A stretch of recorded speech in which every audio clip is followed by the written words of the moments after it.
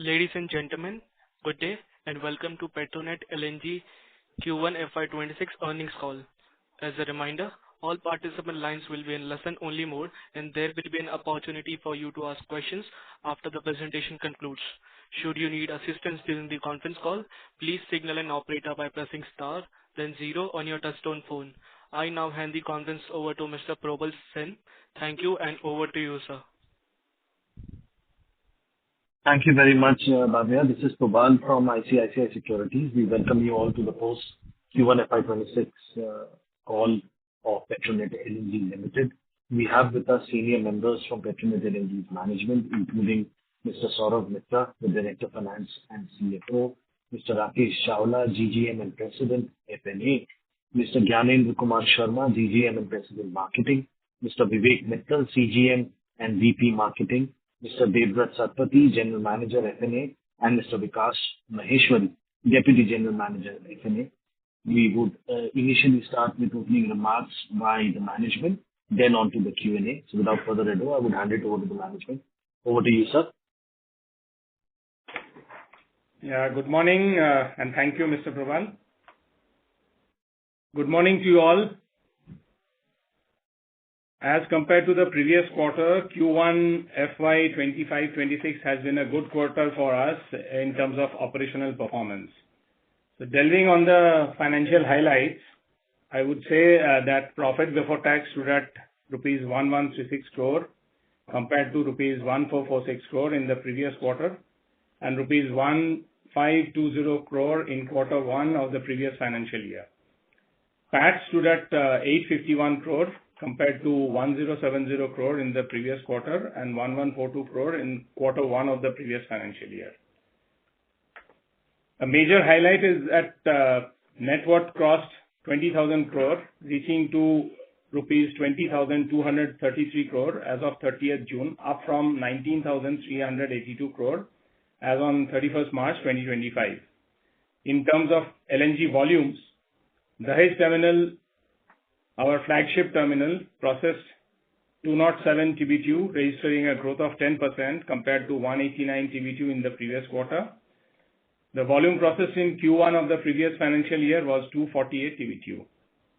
Overall volume processed during the quarter was 220 TBtu, registering a growth of 7% compared to 205 TBtu in the previous quarter.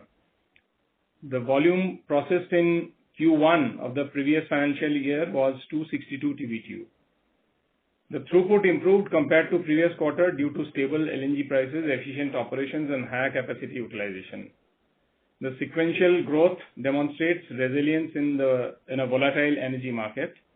We are pleased to announce that the Board of Directors has in principle approved an enhanced investment of 6355 crores for setting up a 5 MMTPA land-based LNG terminal at Gopalpur Port, Odisha, marking our first greenfield LNG project on India's east coast, transitioning from the earlier 4 MMTPA FSRU-based plan with financing through debt and equity and a targeted completion timeline of approximately 3 years. PLL had also issued a request for proposal for financing rupee term loan of 12,000 crores for financing the CAPEX program. We remain committed to strategic capacity expansion, rigorous cost optimization, and market-aligned growth. By harnessing our operational excellence and advancing key projects, we are well positioned to sustain and strengthen our leadership in India's LNG sector, delivering long-term value to all our stakeholders. Thank you.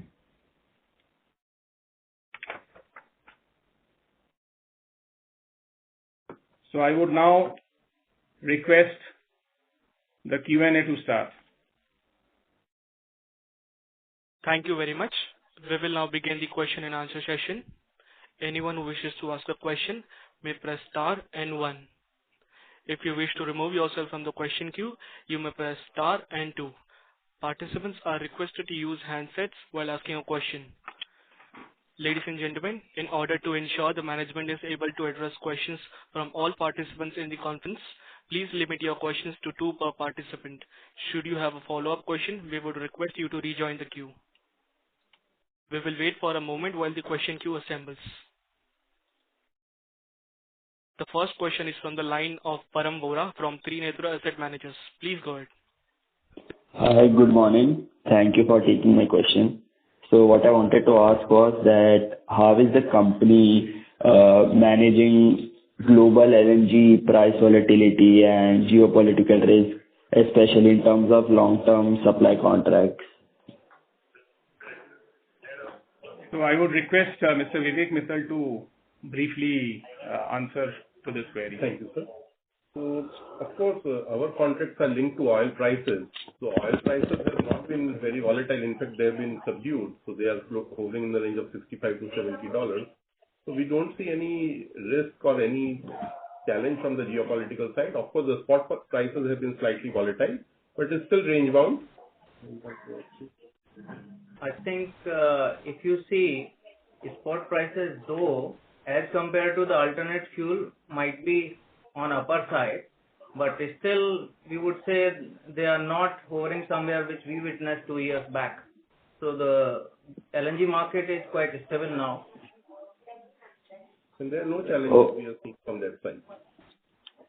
Okay. And as sales growth has been soft over past 5 years, what are the new strategies being implemented to reignite the top line growth? The demand is a function of various factors. So this quarter, if you look at, there was low demand from our sector and fertilizer sector compared to the Q1 of FY24. So that's the reason we see a decline in demand in this quarter. But otherwise, if you look at over previous quarters, the demand has been pretty stable and robust, I would say. Overall, we processed 221 TBTUs, 220 TBTUs this quarter compared to 205 TBTUs in the previous quarter. Okay. Thank you. I'll wait back in the queue. Thank you. The next question is from the line of Maulik Patel from Equarius. Please go ahead. Yeah, hi. Good morning, and thanks for the opportunity. Couple of questions. One on that recent agreement you signed with Deepak Fertilizer for 26 TBTU or approximately 1.1 million ton. Is that, and can you just tell me start date? And you mentioned that also 20% additional revenue option is there. So please, just detailing that.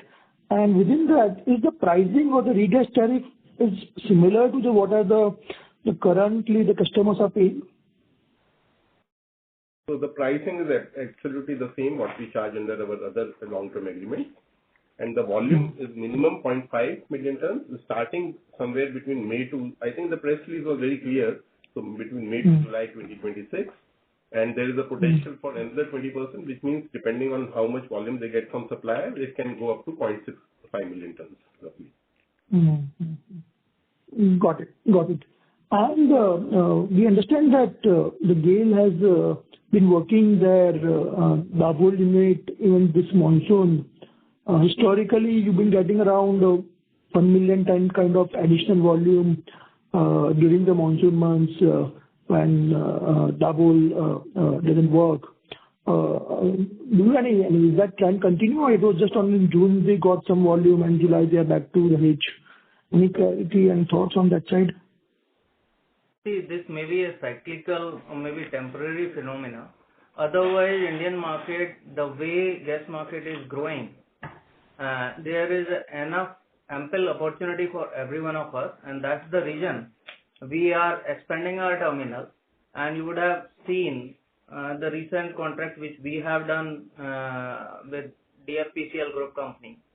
So Dahej is a preferred terminal.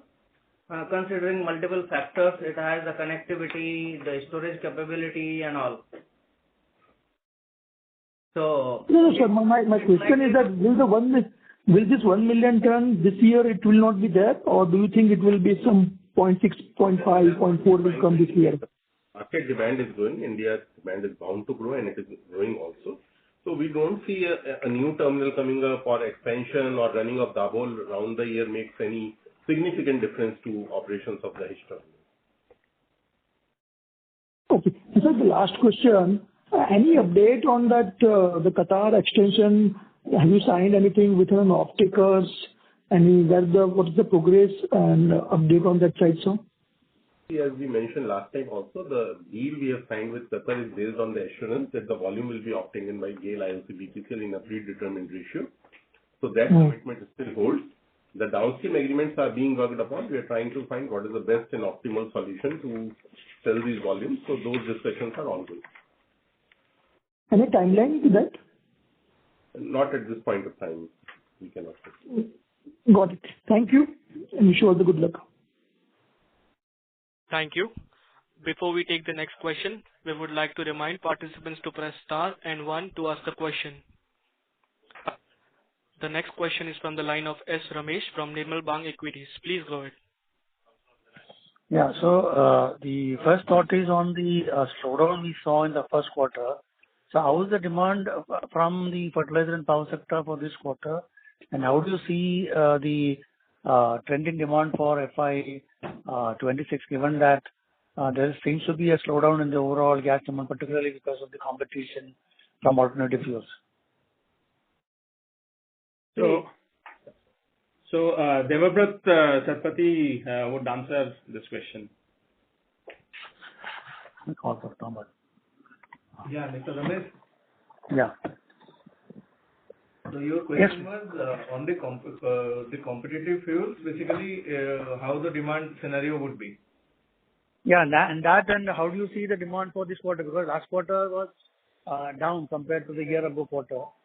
How do you see the consumption growth in this quarter compared to the year ago quarter? Yeah. Basically the demand from the last quarter, it has, as you see, it has started recovering. The overall throughput from our Dahej terminal has been 10% higher than the last 10% higher than the last quarter. And at an overall level, the company has done a 7% higher. The thing is that although these long-term prices, as it has been told already, the long-term prices that are crude linked, that are remaining at a very, very affordable level for the Indian market. That long-term throughput has also gone up. And there is still a difference between the long-term and the spot prices. Actually, that is dragging the overall demand that as per the market scenario right now. So what we foresee is that in the current year, probably that kind of difference should linger on for some time. But from the next year onwards, from CY26 onwards, with the availability of ample of gas in the LNG in the global market, basically that issue will also be sorted out. That is what we are looking at. Okay, so the next thought is, can you give us the details of the inventory and trading impact, if any, and the regas tariff? The inventory gain was 42 crores in this quarter. And trading gain, because of the current market pricing scenarios, the trading gain was not there. And what about the regasification contribution? It is 643 crores. 645 crores. Well, thank you very much, and I'll join the queue. Thank you. The next question is from the line of Varatha Rajan Sivasankaran from Antique Limited. Please go ahead. Am I audible? Yes, sir, you're audible. Hello. Yeah. So the Kochi terminal utilization seems to have come down a little bit. Any specific reason for that? No, it's a common phenomena for the last quite a few quarters, as you have seen. And what we have been telling all these while is that Kochi, we are expecting the utilization to go up once the pipeline connectivity is set up. And we expect that by the end of this calendar year, or maybe at the most by the end of this financial year, the pipeline is going to come up, which is being laid by GAIL. And once this connectivity is set up, the utilization is going to go up. And currently, would you be in a position to give us who's taking what from the Kochi terminal? Sorry? currently, can we have a share of who's taking what from Kochi terminal, MRPL or BPCL, who is taking what kind of volume they are taking? Okay. So, I would say major off-taker is obviously BPCL from Kochi. And to supplement my answer, I would request Mr. Gyanendra Sharma to carry on with this conversation. At Kochi, as DF have informed, major is BPCL. It consumes in its refinery as well as it has its customer. And other GAIL and IOCL are also providing gas supplies to fertilizer and refinery. Other any volume breakup you are in a position to provide? Any volume details you are in a position to share? Customer, because they are not our direct customer, it won't be appropriate for us to speak on behalf of off-takers. Great. Thank you. The only thing we can add is that this quarter FSCT took a shutdown for almost 1.5 months. So that's the reason you see some decline in the volume. They consume around 1 million MMSC, 1 MMSCMD. So there was a small decline on account of that. But that was the same case in the last year's first quarter also. So compared to last year first quarter, the volumes are quite similar. Cool. I'll come back and I'll let you. Thank you. A reminder to the participants, you may press star and 1 to ask a question. The next question is from the line of Sabri Hazarika from MK Global. Please go ahead. Yeah, so two questions. Firstly, on this Gopalpur terminal, is there a minimum offtake kind of an assumption also before going ahead with it, or even if it doesn't happen, you'll start construction? Because you've given a 3-year timeline, so would you start work right away or probably get some offtake first? So definitely, discussions are on with the probable off-takers, and they are the major off-takers will be our promoters only, and but that we will not wait for finalization of the off-take agreements because that will delay our project. So simultaneously, we will start construction of the terminal and we at the same time have parallel discussions with our off-takers. Okay, fair enough. And second question is on this Gorgon phase 2 volumes. So when is it starting and how much would be the volumes? This is likely to start towards end of this financial year. And 1.2 MMTPA is the contract, and initially it will be 0.5 MMTPA. That will be for how long? 15 years. No, 0.5 will be for how long? For 2 years. Then it will ramp up to 1.2. That's right. Okay. Thank you so much. All the best. Thank you. Participants, to ask a question, you may press star and 1. The next question is from the line of Tanay Koteja from Nuama. Please go ahead. Hey, hi sir. I just wanted to get like a refresher regarding your accounting policy for the provisioning part on the UOP dues. So, Chawlaji, if you can please. See, as you know, this user paid dues are part of the contractual obligation by the off-takers. So this is being recognized. However, as a prudent accounting practice, provision is being done. So what we are doing is, first year of when amount is not paid, we are making 20% provision, and next year 30, making it cumulatively 50. And then the third year is the where this flexibility period is over, we are making the balance provision of 50%. So making it cumulatively 100% in 3 years. This is as per the practice, as a prudent accounting practice we are following. And as you know, calendar year 21 user pay amount was received by us in last year. So ultimately this provision is only accounting practice. Company is already confident that this is contractual dues and we are likely to get full money or that during this flexibility period, if somebody wants to bring volume, they are bringing.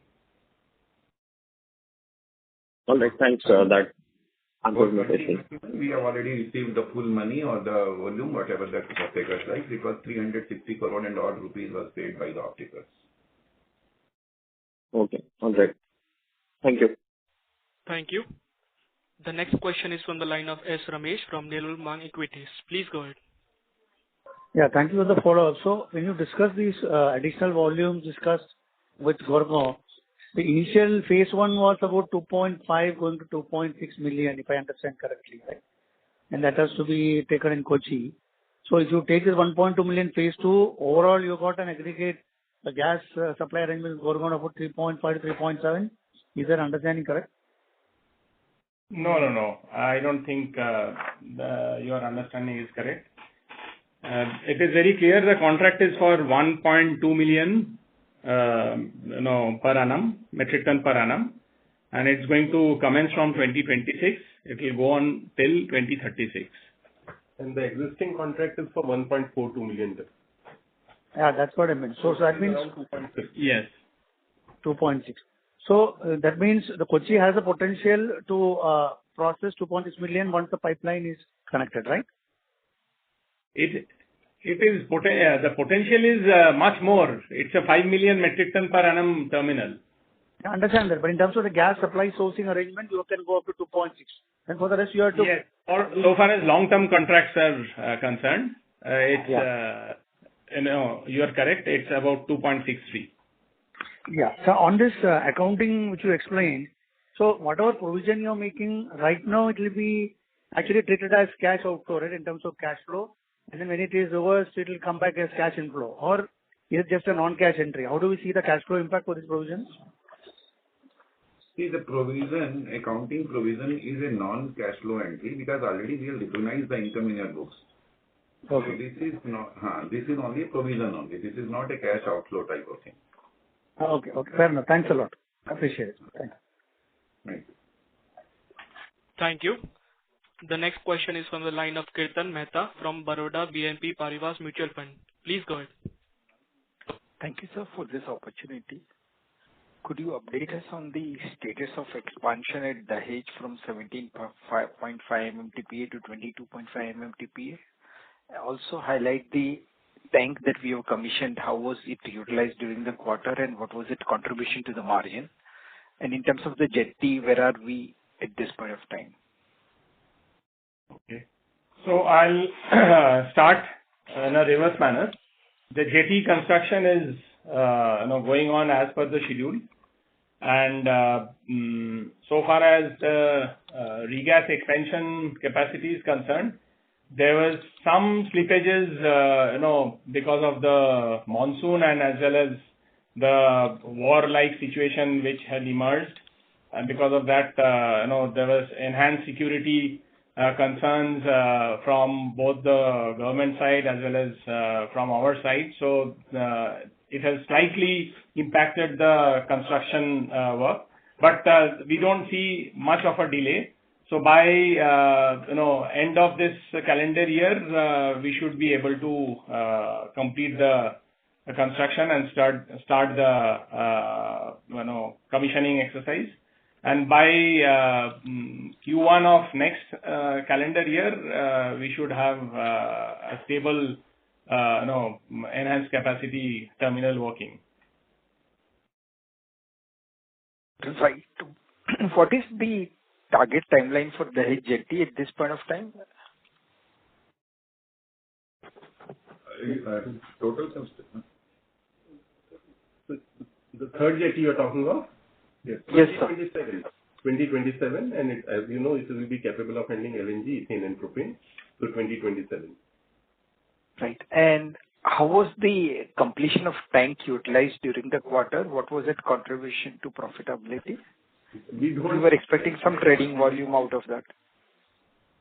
See, the tank is only a support system to the regasification facility. So once the regasification facility comes on stream, then only we can say that how much additionally we have been able to utilize. But tanks have overall added to the flexibility which we provide to our capacity holders or the volumes we bring in. Sure, sir. Could you also highlight the developments on the PDH-PP project implementation? Yes. Again, I would like to state that the work is going on full steam, and it is on track. So we expect this plant to come up as per schedule. Any more granularity in terms of, would you be able to share in terms of the particular milestones that we have achieved during the quarter, and what are the target milestones for the Q2? Okay. So we have actually placed almost out of the 11 LLIs and 13 packages, we have almost floated tenders of all the packages and LLIs, except a few where we feel that time is not yet ripe enough. And we have also awarded a few critical long lead item orders. So that's where, as of now, we stand today. Sure, sir. Thank you. Thank you. A reminder to the participants, you may press star and 1 to ask a question. The next question is from the line of Soumya from Avendus Spark. Please go ahead. Yeah, thanks for the opportunity, sir. Hope I'm audible. Yes. Yeah. Sorry, sir, thank you. I missed the initial part of the call. Sorry in case the question is repeated. Sir, the capex outlook for the next couple of years. Sorry to interrupt, sir. How much? Sorry to interrupt, sir. Sir, your audio quality is not clear. Yeah, I hope it's better now. Yes. So just wanted to understand, the capex outlook for the next couple of years, and also what is the amount that you have spent on petchem so far, and how we plan to face the petchem spend over the next 2-3 years. That's the first question. Okay, if you talk about this quarter, the petchem spent is around 500 crore, and up till date. And going forward, we have lined up a capex program of around 30,000 crore, and out of which the major share or the lion's share is allocated to the petchem plant only. And that is what I think I can share as of now. So, the plans for current year and next year, sir, in terms of what will be the capex? So this year we have targeted a capex of around 5,000 crore. And this will be majorly for petchem, sir? It will be for the third jetty, for petchem, and also some of the other projects that we have taken up. Like we have got the in-principle approval of Gopalpur terminal, so there will be spending around, we plan to spend around 300 crores on that. And then we have a corporate office building in Nauroji Nagar coming up. So we plan to spend about 100 crore there. Then CBG plants, we have been mandated by the ministry to put up around 25 CBG plants. So we have plans to spend around 100 crores, odd crores there. And there are other small items like small scale LNG and LNG bunkering facility at Kochi. So these are the major items which I can spell out right now. Understood, sir. So we should expect a similar run rate next year also, in FY 27 also, 5,000 crores. It's going to be even higher. It's going to be even higher.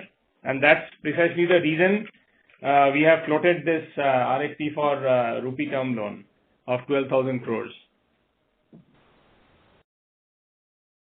Understood, sir. You mentioned this quarter we have spent 500 crores on petchem. So cumulatively so far, what would be the spend on petchem? So that's what I'm telling. Till the end of this quarter, the cumulative spend is around 500 crore. Got it, sir. So second question on the Gopalpur terminal. Let's say earlier thought of an FSRU now to a land-based and also 4 MMT to 5 MMT. If you could just help us, the broad thought process, what led to change here, that is one. And second, also, if you could help us understand the pipeline connectivity in and around the plant facility. So do we have already pipelines in place for offtake, or we are waiting for some more connectivity there? Okay.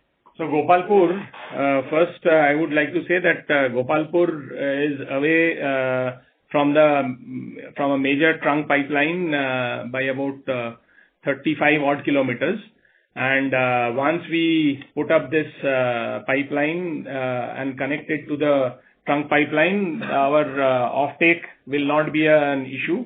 And secondly, the shifting of plan from FSRU to land-based terminal makes sense because we have observed that the cost of a floating vessel based terminal has gone up by a huge amount, and the savings in OPEX that we will make if we go for a land-based terminal, it makes sense definitely for us to and take a decision in favor of shifting from an FSRU to a land-based terminal. Got it, sir. So you mentioned 35 kilometers, we can get connected to the main trunk pipeline. So that trunk pipeline, which are the areas that it is getting connected to? I just want to understand this will be the potential set of customers, larger customers like refineries or steel plants, or where will be? Once we actually see, GAIL has already one pipeline from Sirikulam to Angul Sirikakulam. Yeah, pipeline is already there. So from Gopalpur, if we set up this pipeline and connect it to this main trunk pipeline of GAIL, we will have access to north, whereby we'll be connected to the national gas grid, and we can reach up to the northeast in Bihar, West Bengal, Jharkhand. Entire area will come under our hinterland. And down south also, the pipeline can cater to, if it is further extended up to Vizag, it will cater to the refinery, and then some of the big steel plants of and aluminium plants of Hindalco. It's already there, so they could be the major consumption centers for this for our terminal. And what would be the break-even utilization for this IMT facility? Okay. So it's going to be, if you see, except the hedge, none of our terminals in India are operating at more than 50% right now. But yes, going forward, we foresee a growth of around 6 to 7% in the gas consumption. So maybe once this comes up, after 3 years, 3.5 years, because we have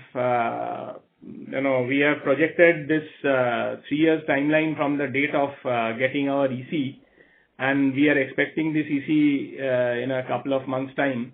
So once this comes up, maybe from CY 28, 29, we'll start with a capacity of 20% utilization, and then slowly we'll ramp it up to around 80 to 90%. Okay, sir, one last question. The trading gains and inventory impact in the current quarter. Inventory gains was 42 crores, and there was no trading gains. Got it, sir. Helpful. Thank you. Thank you. Participants, to ask a question, you may press star and 1. Yeah, while the queue assembles, this is Probal here, sir. If I can disturb for a couple of questions.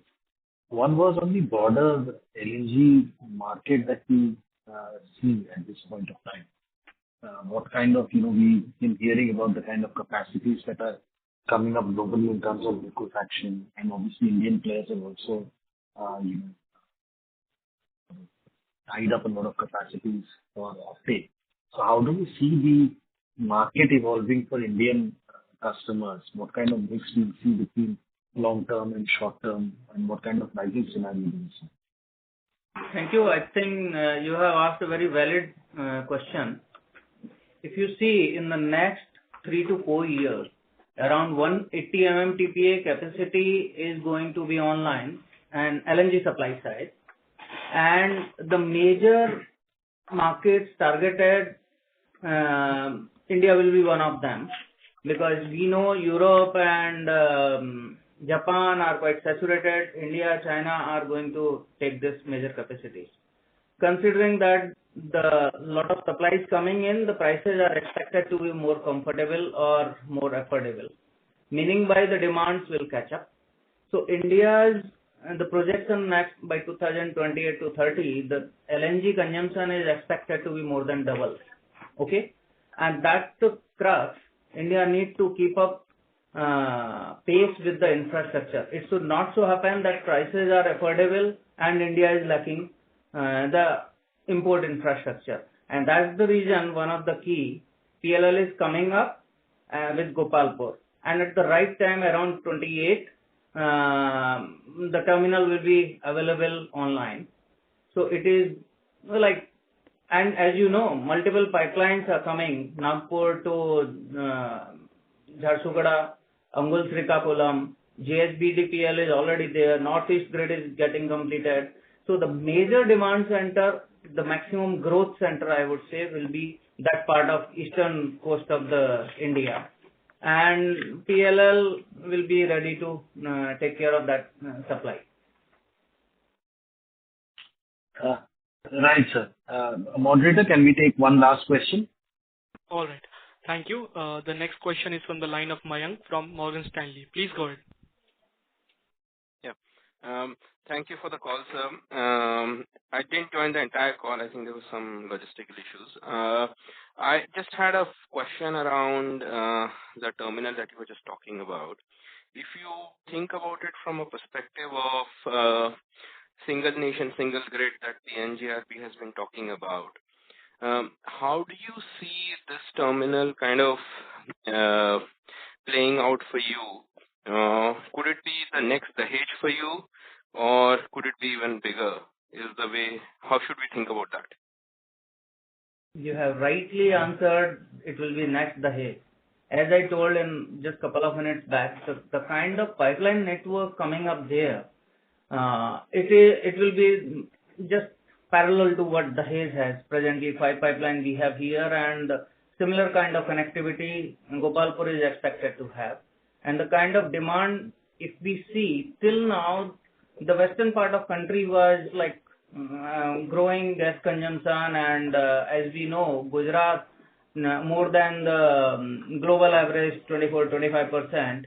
It is now time for eastern part of the country, number one. Number two, if you see the demand to be catered towards from central part of India to the eastern part of India, need to have a proper distribution of regas terminal so that the pipeline hydraulics is maintained. Also, for the energy security point of view of the country, it is very important to have diversified portfolio of terminals. So I hope this is likely to be next Dahej. So just a follow up on that, if I may, because Dahej has a very big advantage of being the first mover and lower capex per unit. Do you see that advantage still remaining with Gopalpur, or do you think, because there are certain terminals which are already on the eastern coast, do you think that will be something, there will be a bit of a competition that you have to worry about? We are not bothered about competition. See, had it been so, then we would not have taken this call on Gopalpur. And PLL has some inherent advantages in terms of our experience of handling regas terminals for so many years. Number one, and number two, we can also offer swapping of cargoes then to our off-takers from west coast to east coast. And then another point which Mr. Sharma has spoken about is very important, it's that pipeline hydraulics. So so far as pipeline network hydraulics is concerned, it will give us an advantage to have Gopalpur terminal in place, because there's a lot of industries coming up and as well as operating nearby, which is definitely going to help this terminal to fare better in the coming years. Despite having some other terminals nearby. Got it, sir. Thank you. Thank you. Ladies and gentlemen, this was the last question. I now hand the conference over to Mr. Probal Sen for the closing comments. Thank you, and over to you, sir. Thank you, Bhavya. Thanks so much for everyone to make the time to attend the call. I would invite the management if they have any closing comments. Yes. Thank you, and we hope to meet again soon with some more encouraging results. Thank you. Thank you. Thank you very much, sir. Thank you, everyone. You can now log off from the call. Thanks. Thank you. On behalf of Petronet LNG Limited, that concludes this conference. Thank you for joining us, and you may now disconnect your lines. If you found this video helpful, please like, share, and subscribe for latest upcoming videos.